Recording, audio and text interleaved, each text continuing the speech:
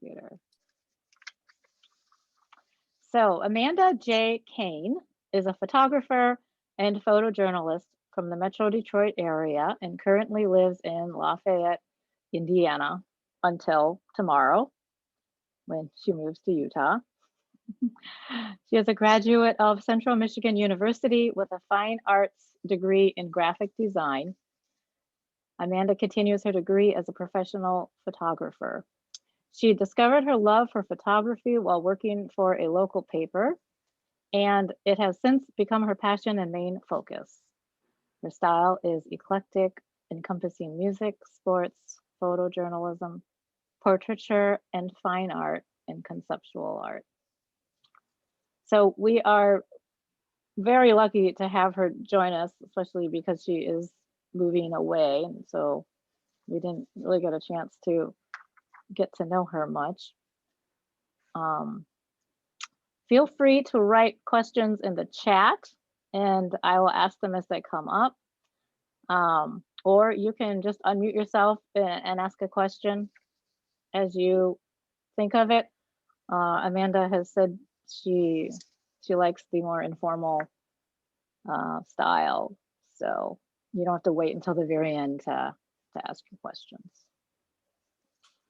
All right. Cool. There you go. Take it away. Let's see if I do this correctly. So, hello, everybody. As Dawn has mentioned, my name is AmandaJCain. I am currently a photographer living in the Lafayette area. As of tomorrow, I'll be living or on the road to Logan, Utah for my new job at Icon Health and Fitness as one of their live set photographers. But to move back a bit, my life has kind of progressed in the past 10, 11 years. I started off with a degree in graphic design from Central Michigan University. And during that time, it was how I found photography. You know, when I was younger, I would always, take photos, but never thought about it as a career. But while I was at Central, I noticed there was a couple of photography students that, I was kind of like, what is that? Like, so I got to learn old school film and I got to spend a lot of time in the darkroom and I got to play a little bit. It was very expensive, but it wasn't my money. So I was very happy about that. But continued to do graphic design. And from there, obviously, graduated, went into the real world and figured out, okay, what am I doing? It was a lot of like typesetting, a lot of, minor changes to documents, not so much creativity that I really wanted to do. I found myself having to walk across the hall at the first newspaper company that I worked for. And over there was the photojournalist. And from there, it just kind of took off. I could not stop thinking about photography. The first thing I did after talking to a photojournalist was look up and research equipment. And from that day, I purchased $4,000 worth of equipment, probably within the next month. And yeah, I was kind of gung-ho. I've been blessed to have parents that saved up a hefty bank account. So I kind of took advantage of that. And that's kind of how it started. That job as a designer lasted for about almost 2 years. And then I kind of realized I didn't want to do this anymore. I knew what I wanted to do, and that's photography. So within 2010 to 2012, it was a lot of me learning about how to figure out my own style, how to go about approaching people. So it was basically walking in the streets and just photographing people. Some people I would ask, can I take a picture of you? And some people, I would just kind of, be off in the distance, kind of that hidden person taking that shot. And so I love that, but I knew that I wasn't a professional. in the sense of having a job with photography. So I did the interesting thing, as I think I was, 25, 26, and said, hey, I'm going to move to Texas. And I'm just going to, wing it. My cousin lived in Houston. So I decided on Houston, not that I've ever been there before, but I said, why not? So I landed in Houston. First couple of months, got some really good freelance opportunities, got to learn the ins and outs of, I guess, photojournalism, as well as sports photography. So you have to be on the sideline, which is very, very fun, but also very, very complicated, because you're in a huge crowd of people and you're trying to get the shot just like everybody else. So that was, it was great. It was fun. I was young. I still am young. I do realize that, but I was in my 20s, and it was like fun, exciting. And I always was working. Never really slept. So from that point, finally got a newspaper job as a full-time photojournalist at Houston Community Newspapers, and got acquainted with the newspaper world, which is very strict / you have to write captions, and I am not a writer, but I definitely learned to write captions over time. But the one thing I loved about that job was that I got to meet so many different interesting people, even at an assignment. Like, I could be at a sports assignment and still have a chance to be able to talk to people, not just about what I was doing, but about life. And that's kind of what drew me in to pursue photography from then on. The next job I got was at the Facts newspaper. I knew I wanted to move up to a daily newspaper, and that was the next career move. So from there, I, basically did the same thing, worked events, did a lot of sports, didn't sleep a lot. But also in that time, and I forgot to mention, and I should really show this piece. Hold on.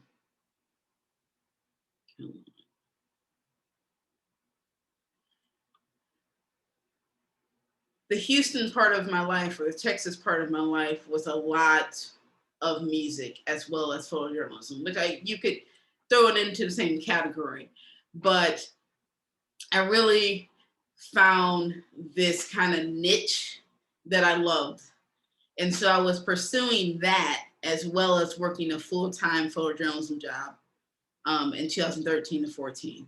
So if you can imagine, basically, going from like a work schedule of maybe 11 to 7, and then booking up to Houston, which was about an hour away from Clute, Texas, to shoot a show, which started at 8:30.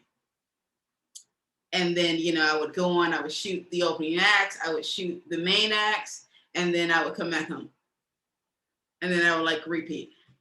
I think there are some weeks where I shot at most 5 concerts. It was crazy. It was fun, but it was also tiring. So at that point, I was like, I love music, so why not just try to focus on music?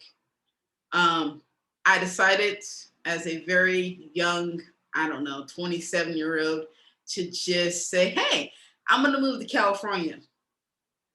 Not quite sure where my mind was with that, but no one could stop me. And I kind of figured out a way of a place to stay, because I had friends out in California. And so I went out there and I tried to chase music. As most people will find out, you have to work 2 jobs and sometimes 3 jobs just to make ends meet living in Los Angeles, California. It was very hard to kind of figure out the ins and out of how I was going to make it in California. So, it was fun. I got to shoot a lot of shows because I got to meet a lot of production managers and whatnot, and I knew people at venues. But at the end of the day, the money wasn't coming in as what I thought it should be or what I would hope. So kind of made a wise decision, probably the first wise decision between the 2010 and 2015, that was to move back home to Detroit. So I did that, played along with, well, what can I do here? Do I stay here? Do I try to force my way out, or, what's the next step? Didn't know what the next step was, but I decided to, freelance, kind of make some connections and take on a project that had to do with sports, because I love sports. It is, I would say, music and sports are what I love to shoot. And it's near and dear to my heart, and I'm a big sports fan. So I shot a basketball team. Towards the end of the season of that, I was hired at the York Dispatch in York, Pennsylvania in the beginning of 2016. And I spent at the York Dispatch, my graphic design work kind of creeped back in, because they also wanted a designer / photographer, which, if you know anything about newspapers, I went in that job thinking, okay, I'm just going to be a designer and a photographer. Came out of that job doing writing, video, photography, and design. Not in any of my plans, but it's just kind of how it went. And I'm thankful for it, because I've gotten the opportunity to do a little bit of everything. But I just didn't want to do everything at one time. So a while back, and even in photojournalism and beforehand, when I was, still in college, I kind of loved the ideal of working for higher ed. And a part of photojournalism was, going to some college events that were in the towns, including sporting and other stuff. And I knew nothing about higher ed. Hopefully, I kind of hope that it would slow the pace down from what photojournalism was. And I applied for a job. Didn't even know what was in Kentucky. I've never been to Kentucky. So when they contacted me, I was like, hold on, where is this at again? Richmond, Kentucky is about 20 minutes south of Lexington. Pretty nice town, and very nice people. But Eastern Kentucky is where I kind of started off the higher ed part of my photo career. And I'm very thankful to Eastern Kentucky, because it kind of taught me a lot. And also I developed skills that I didn't know I had. For instance, shooting with strobe lighting. Let's see if it's load. Shooting with strobe lighting, setting up, certain scenes, making things look beautiful, because everything has to look good. And so, because in photojournalism, you're just taking a shot with minimum editing. This, I could go extremely crazy with editing if I wanted to. And for the most part, I like that. I like doing the things that make you think about how you're going to make the viewer feel, even in, higher ed photography. I would say, what's one of my favorite shots here? So this was taken on location in Cincinnati, Ohio. This is an alumni, and it was shot for the Alumni magazine. And it was one of my favorite shots. He was basically very nice, did whatever pose that I wanted him to do. Because a lot of people are like, you want me to do what? So he was very kind. And I think the photo turned out well. So just one of my favorites here. Campus beautiful shots, airplane shots of a magazine feature, another campus beautiful. This is actually more of my kind of project style summerish, because during summer months at a university, it's very boring. Every now and then you have assignments, but it's mostly summertime. It's mostly to archive and do all these other things that technically you're supposed to do during the school year, but may not get to. But so I did that, and I did this. I found projects to do, but it was very fun, and I enjoyed it. That leads me to 2.5 years there, And then, let's see. That led me to here. I knew or to move up in the higher ed world. EKU has around, they had 16,000, but I think they're down to about 14,500 now. And it was a smaller school. I knew that I wasn't necessarily going to be able to push myself to do much more because I had done everything you possibly could have done in 2.5 years. I explore a lot of stuff very quickly, which I'm learning not to do when I get new jobs. It's like, hold on, like just wait for it as they come. But that led me to here, Purdue. Obviously, a lot of people, not just myself, 2020 was a very, very, very weird year. COVID came and no one could have foreseen that, or maybe they could have, I don't know. But, I was hired in February and everything shut down in mid-March. So there wasn't much that I had shot when everything shut down. And then during quarantine, every now and then we would go on campus and shoot certain things, but there wasn't a lot of things to shoot. So for me, I went on campus, I shot just about anything I could find. So I did that until I was let go at the end of June. Not that anybody saw this coming, but we obviously didn't see it coming. I think to our department, 10 of us were let go. And so from there, July came, and in July, I had a couple assignments. The top echelon of this page here is July on. And I want to highlight this photo because I think it's very interesting to the next kind of, my next destination. Fitness has always been something that I've loved. I love CrossFit. This is one of my buddies that goes to CrossFit West Lafayette. And I never knew that you could have a career in fitness photography. And so I played with, him as a model. I did some other people. And then I also did a project on race and reflections, which kind of took a backseat as I was interviewing for jobs. But I just wanted to highlight this photo in particular because I think it applies to kind of like where I'm going. This is one of the photographs from Reflections of Race.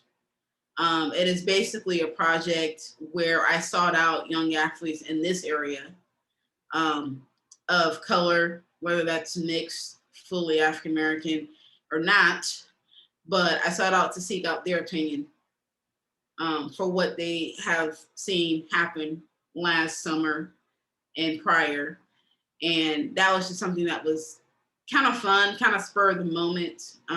There are a lot of ideas that pop into my head, and every now and then I'm just like, can I really make that happen? Luckily, from my friends at the gym, I was able to get a contact, and from that contact, get more contacts. And that led to, I think, interviewing 15 athletes, ranging from 12 to 21 years of age. And it was a great thing. It was a great thing to be able to talk to these athletes, be able to for them to have a voice. Hopefully, once I get settled in Utah, I hope to eventually do a book about this, and hopefully it can circulate around this area because I feel like people still do need to hear their opinions. And I mean, it's a thing, like we need to not forget about the youth, even the youth that aren't top ranked recruits. I mean, you could argue and say, well, you can just do any person and get their opinion about it. You could. And maybe that will develop into something. I kind of left it open-ended because I knew projects like this, you don't just start and finish. You let it fester, and because maybe somewhere down the line you get another idea, and it just spawns off of each other. So the West Lafayette or the Greater Lafayette portion of it is finished, but maybe it'll continue in Utah. It can really continue anywhere. So that's kind of what I'm hoping. But that is my journey as a photographer. I would say I have, well, I would love to be in a gallery at some point. I don't know if 2021 will be that year, depending how COVID does. But I think that's my next step. I like to take, people in different sceneries. So going out to Utah, it's a little different for me because it's beautiful, and I haven't really been in a beautiful scenery or scenic area. So that's going to be good and bad, I feel like, because it's like, well, you can't take a bad photo. Actually, you can. It cannot just, maybe it doesn't mean as much. So there's ways that you have to try to figure that out. So I feel like hopefully Utah will provide creativity, not only creativity, stability for myself. So yeah, I think I did 20 minutes. Yeah. Any questions? Hi, Amanda. Yes, I have a question. It's Dawn. I think I'm going to unpin you right now just so everyone can see who's talking. So if you want to change your view, your screen view, everyone, you can do that now. Could you tell us what you got out of your photographs from the West Lafayette people, the athletes? Is there something that you learned or spurred you? What I learned. I learned there are a lot more people that grew up like me. And what I mean by that is yes, I am fully African American.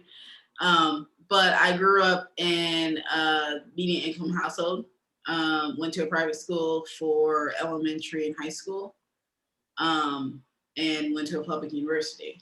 So, we were pretty much, we weren't broke at any point.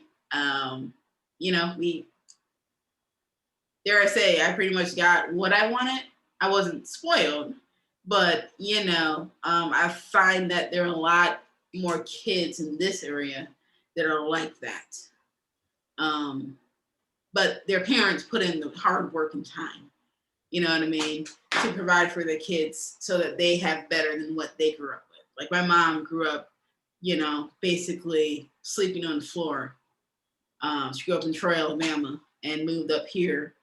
And basically her and her siblings slept in a 2-bedroom household. There were 7 of them.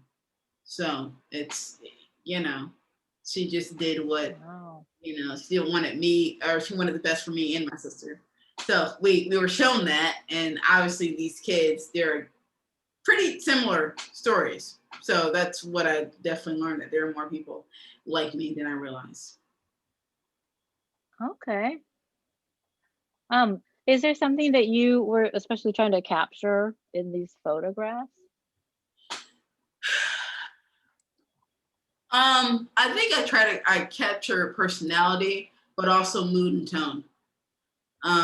Because I feel like a photograph in itself should actually tell a story. How is the person feeling? Seems very, upset. He cried during the video interview part of this. And so when you capture that type of emotion, that raw emotion, it's awesome. So.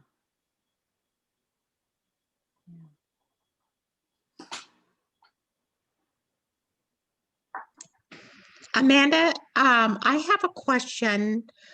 What you are obviously a very gutsy, brave young woman. Yes. And I totally applaud you for that. Uh-huh. And I wonder, what do you attribute that to?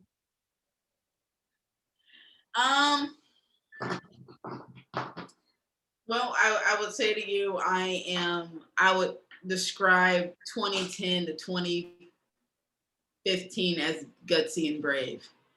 I was young. I thought I knew everything. That makes any sense. Like I look back at photographs from that time period, and I'm just like, okay. I thought I was.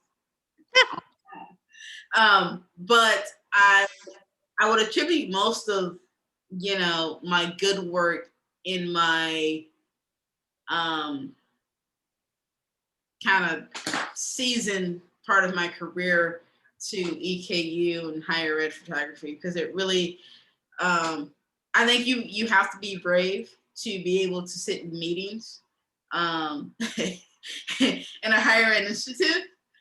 Because sometimes you're just like, why are they going in circles? Why can't this just be done? And so I've learned more from that than I think photojournalism. Obviously, photojournalism, you have to be very well-rounded. You have to be able to take any kind of situation and make it gold. But I think the meetings and the people that you meet in higher ed,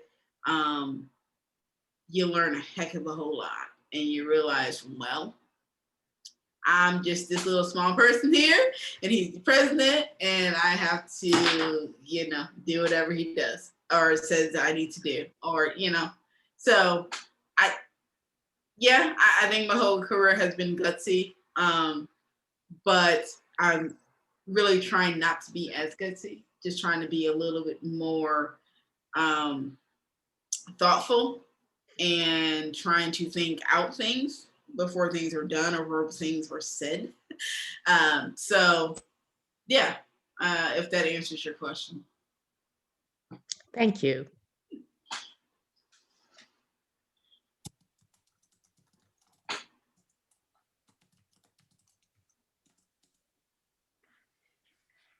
We have a question here from Yeah, Sue Amanda, Carr.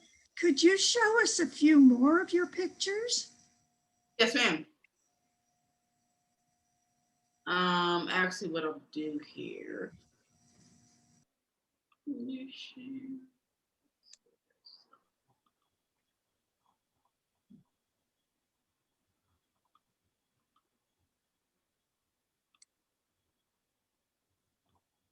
What a clean desktop. Clean now.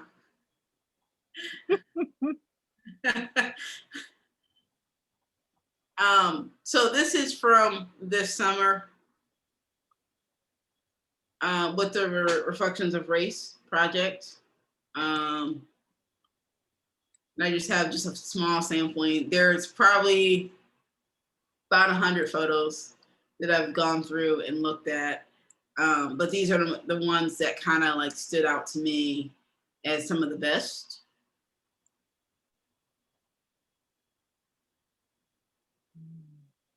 Derek Burns is a Purdue player, as some of you probably may know, and he got invited to the Senior Bowl and will hopefully get drafted this year. So it was a great chance to talk to him.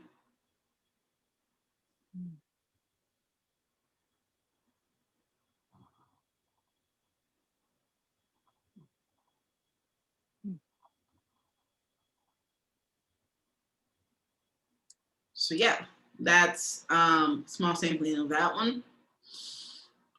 Is there anything in particular you want to see? Well, we have a question here from somebody. What kind of equipment do you always carry with you now?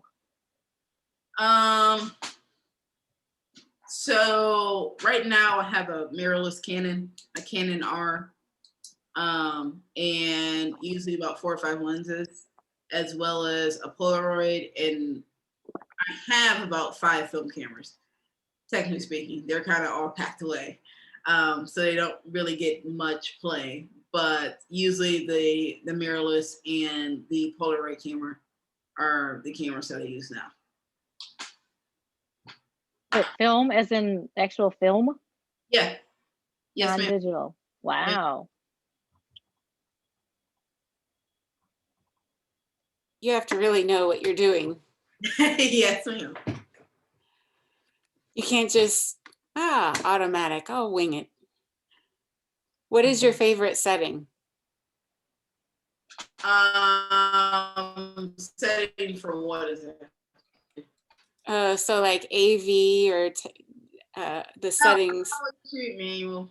Oh, manual. Always. Of course. Yeah.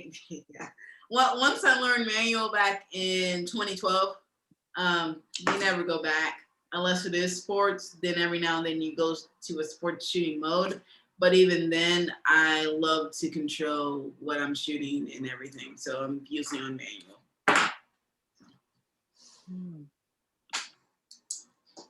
Another question. Do you spend time talking with your subjects or do you just go out and shoot photos? I would say there's a lot more time talking to subjects in the past 4 years than there were in the past 6 years or the 6 years prior. Just because I'm trying to tell their story or I'm trying to get more information from them. Obviously with sports, I really can't talk to them. It's game and action. But some of the sports stuff that I have,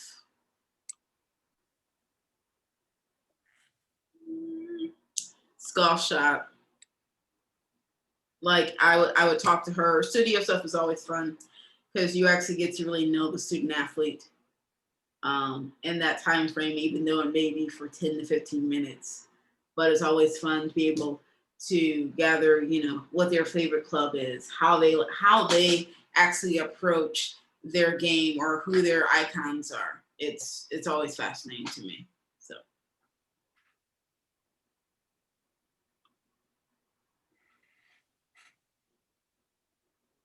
Did you learn more from just trial and error, or did you read up, or follow a certain blogger, etc.? I would say I learned more from trial and error. Absolutely. Probably the best way to learn. I understand there are books. I understand there are tons of tutorials out there, but you never fully understand or get to look at things unless you actually go out and do it. I'm one of those people that believe, you know what I mean? Like if you want the experience, you actually got to be doing the work. It is easy enough nowadays to, teach yourself via YouTube and X, Y, and Z, which is great. There are those, influencers that do that. But I'm more of an old school, you gotta, get out there, do the work and feel, actually know how it feels to be on the job. So.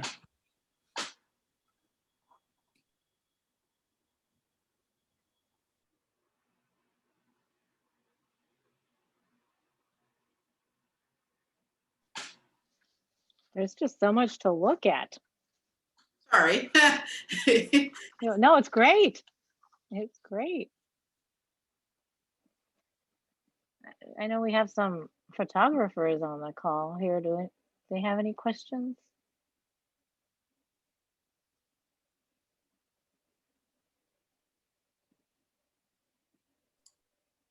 I have one.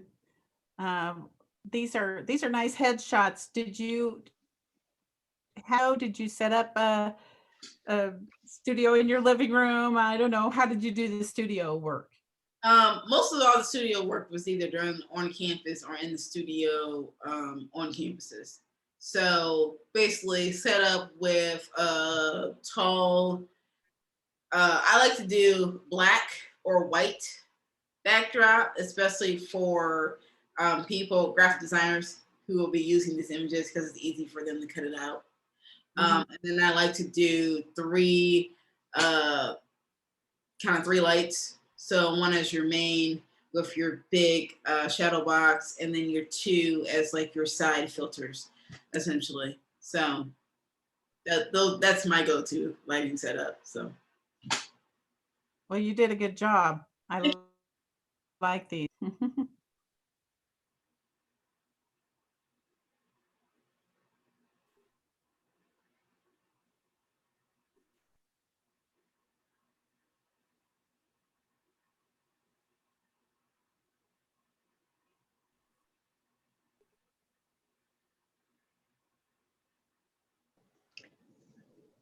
I have a question. Yes. Were the headshots, were you requested to do those particular shots because of your position, the ones that are just single person? I would say 80% of them, yes. Okay, so they were taken for like an annual or a newsletter or something, and then they knew that there was a purpose in having that shot made, right? Yes. I would say university higher ed photography in particular, there are a lot of headshots and portraits that you take. Okay. I love your portraits, and I mean, that's, you know, you should consider that as a specialty because the individual portraits are wonderful. Thank you. I'm sure they were all pleased with how they came out. Yes. Yes, they were. Did you give them a copy? Well, they get a digital copy or else it's printed in some cases, or else I just send files to the person. If I'm after them to get a portrait or a headshot. Oh, that's good. Well, have you ever thought of putting a particular collection together and having a show? Yes. I don't, it's funny. I think it would depend on the area and what the gallery is wanting to focus on. Because there's a lot of galleries that have different subjects each month. And so, you know, an open call. So it would just depend, you know, if I can get in with a gallery and they know and they like my stuff, then yeah, I'm pretty sure I could probably pick out a collection. But it would just depend on what happens, I guess. It seems like, you know, you've advanced so far, but that would be kind of one of the next steps you might consider in your career to, you know, to put together a show and let others see it and appreciate it. Well, I'll also give you guys another treat since you're here. Don, you weren't not right. There is an AmandaJCain.com.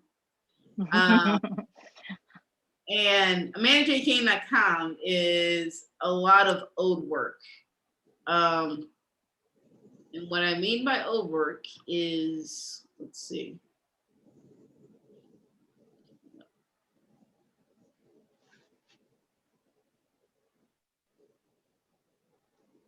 Oh, this is your own website. Is that what we're looking at? This is a very old website that has not been updated that I sought out a company to do. And it just got too complicated to code it. So I had to figure out the next best way to show all my work and try to get a job. That's right. But this is a lot of the old stuff. This is the beginning part of, or the beginning of AmandaJCain photography.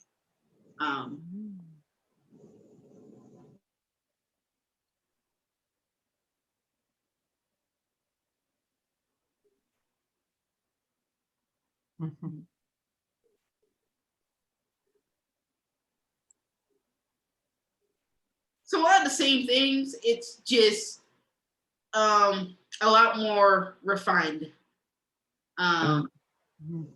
years later.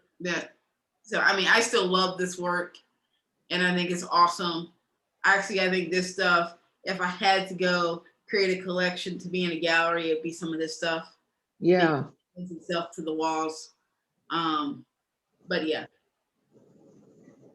it's all kind of fun. So as a, you know, you did a lot of work for these different places. Do you have personal releases that you could actually put these in a show? Yes, I do.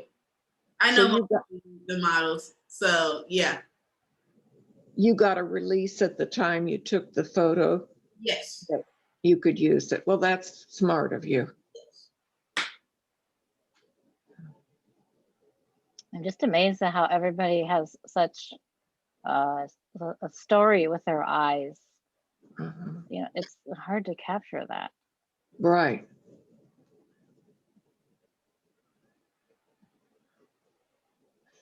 There's a story. Right. And these were all sought out. It was kind of me teaching myself, kind of knowing people, they knew people, and I just practiced. Yeah. And that led to kind of the progression of my career until now.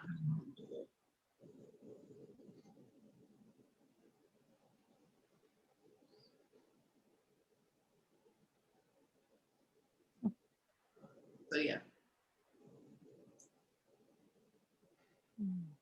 We have a question here from Kathy.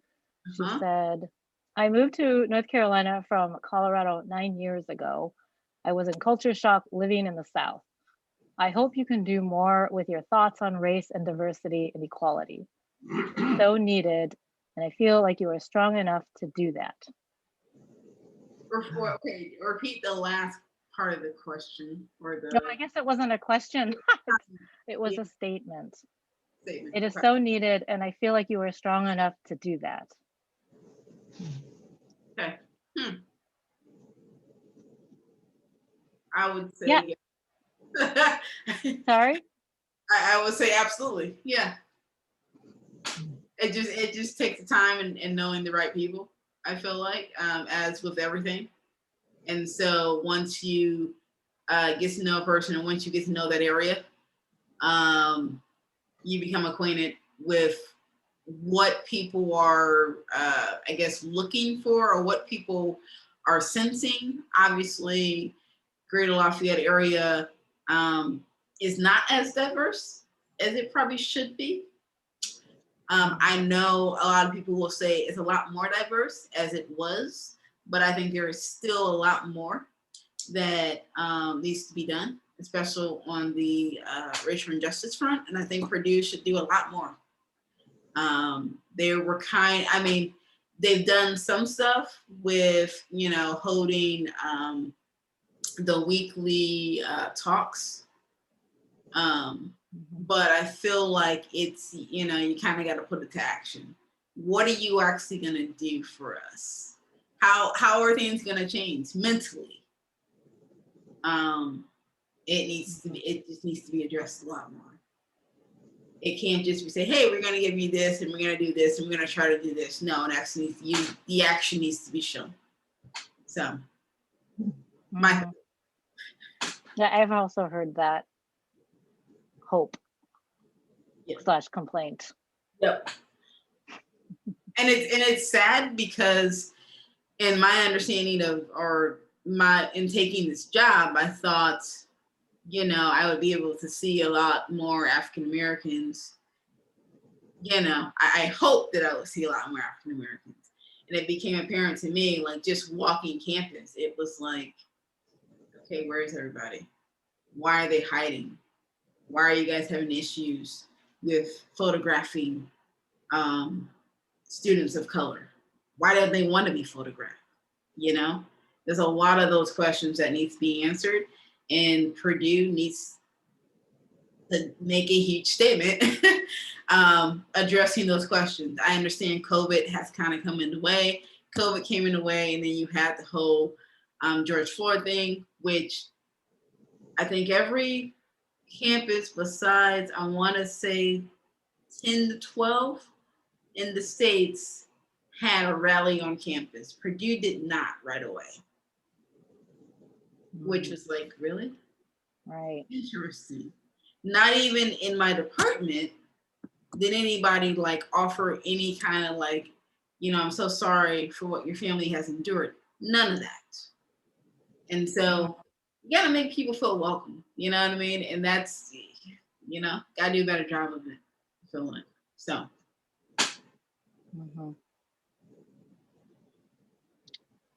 Yeah. Maybe.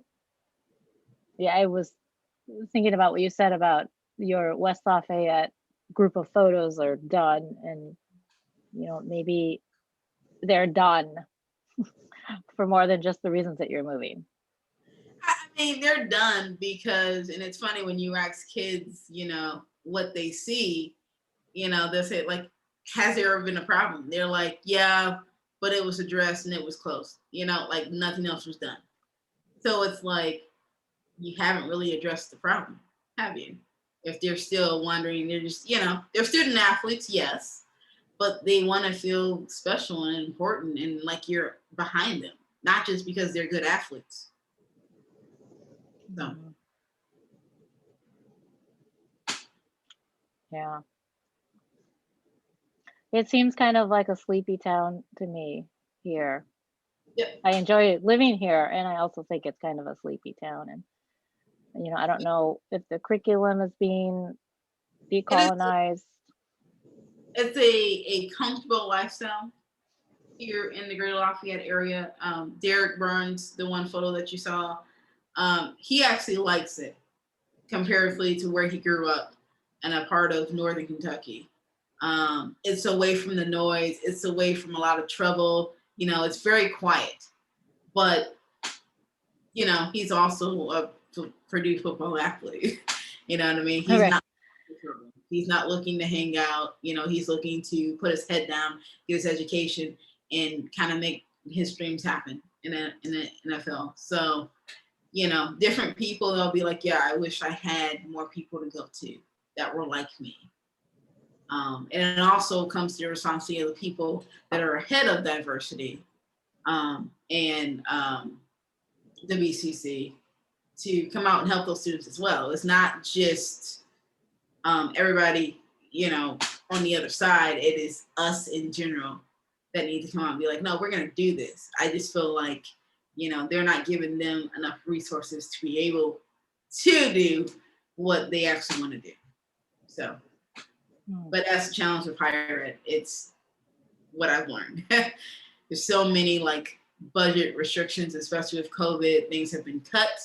So you're basically fighting other departments for money and for, I want to do this, but I can't do this. And so it kind of gets diminished when you don't have money.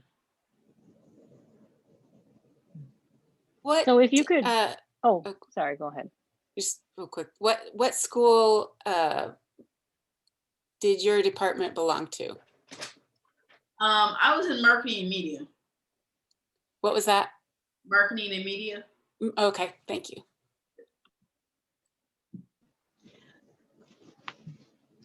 Did I understand you to say you're not using any digital cameras? No, I am.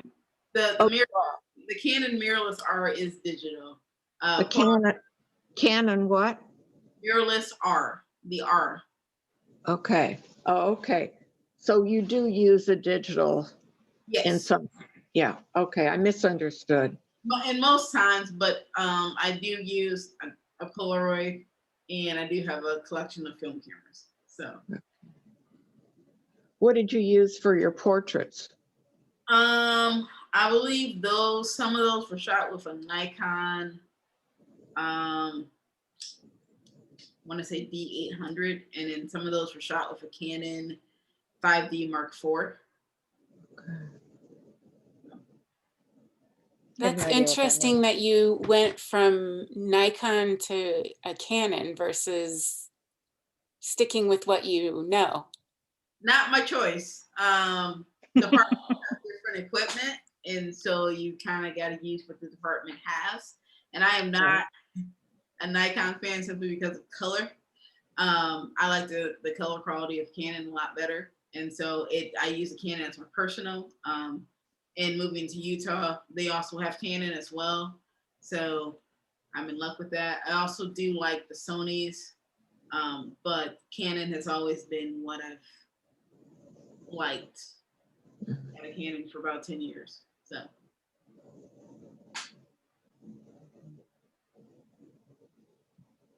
Amanda, I'm curious if you could dream with no financial restraints. Yep.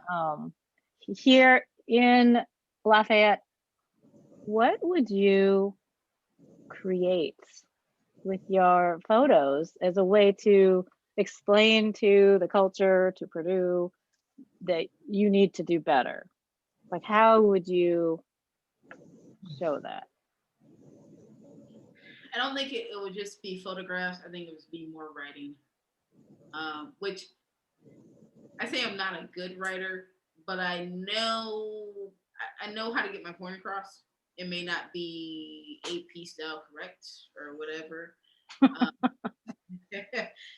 But, you know, I feel like along with photographs, you know, a written text or something can go along with that. And so I'm pretty sure if I know financial restraints, what my basis was to make a book with all these things, all the quotes from the kids and the forward from myself and whatnot. I'm pretty sure that would be it. And that might even happen without restraints. So.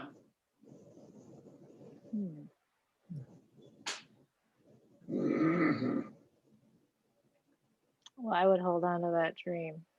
Oh, it's a dream, but it's a work in progress. Like it's, you know, you got to start it. Yeah. And sometimes it may, you know, be halted, but then you always have it. You can pick it back up and continue. Mm-hmm. Right. Well, and I hope it comes back to us and we can see it. Oh yeah, it will make its way back here for sure. Yeah. Anybody else with questions? Do you do much post-processing of your photos? If I have the chance to, yes. If it's up to me, absolutely. Some people don't want. Purdue is a really good example of they basically want photos how they're taken.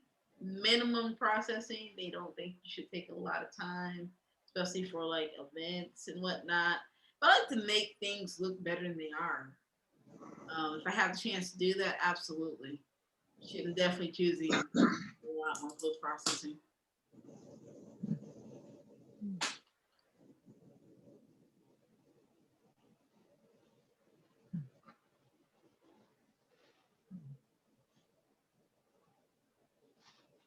We have a comment from.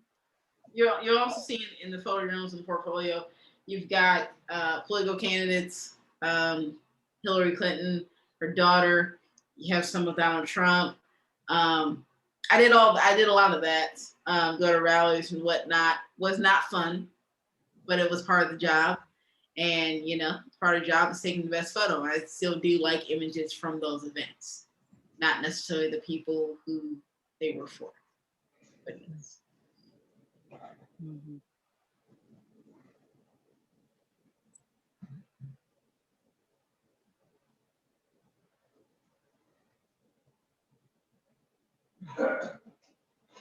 Little fun fact: I was at the inauguration in 2017, along with at the Women's March as well. Very opposite days, as opposed to what happened on Friday. Women's March was on Saturday. Man, complete opposites. But it was fun because it was hectic. I did not like being sprayed with pepper spray or what do you call it? Whatever spray that was not fun. But being in the thick of it and be able to get the photograph that you need that's gonna work for your newspaper, it was awesome. It was tiring. It was 48 hours of craziness, but fun. Wow. I didn't hear correctly. When were you sprayed with pepper spray or mustard or whatever? The inauguration night, when everybody was going crazy, they were setting fires and stuff in DC. Okay. I was at the Women's March and there was no pepper spray there. So I wondered. No, there was not. It was a beautiful day almost. You know what I mean? Like, besides the idiots that were in the middle of the street, you know, screaming all their obscenities. But, you know, It was fun. It was really good to see an overwhelming crowd of people there for the right reason, which I think we'll hopefully see tomorrow. Hopefully. You know. And you know what I noticed at the Women's March? The streets were cleaner than when we arrived. There was Yeah. no trash anywhere. Like, these are a bunch of moms that cleaned up after themselves. Exactly. Yeah. They had to, right? Nah. Right. We gotta prove a point. Any other questions?